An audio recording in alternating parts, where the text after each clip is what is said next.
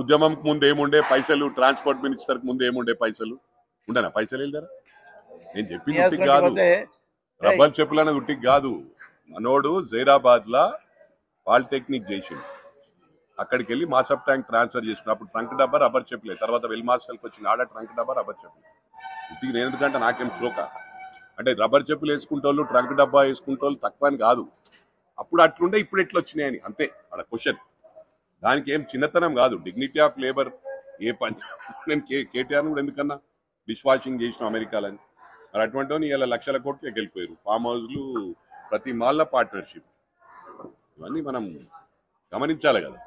ప్రజలకి ఏం తెలుసు పాపం, అమాయక ప్రజలు. టైంకి ఏదో ఇస్తారు, 1000, 1500, 2000 ఇచ్చి ఓట్లు వేయించుకొని ఎట్లా చేసుకోవచ్చు. మనకి లీడర్లు అవసరం లేదు, ఒక ఆర్గనైజర్ అవసరం లేదు, ప్రజలకు పైసలు ఇచ్చి ఓట్లు వేయించుకోవచ్చు అని కేసీఆర్ గారిది. అది రివర్స్ అయింది. లేదా డబ్బులు కాంగ్రెస్ అభ్యర్థుల దగ్గర డబ్బులు ఎక్కడుండే? మొన్న ప్రజలు మ్యాండేట్ ఇచ్చిండ్రు, ప్రజలు గెలిపించిండ్రు, అక్కడ డబ్బులు పెట్టి గెలవలే ఎవరు కాంగ్రెస్ అభ్యర్థులు. ఇప్పుడు మేమే 2 సీట్లు ఆగమైపోతాం, ఎడికెళ్ళి పెడతాం అని పైసలు?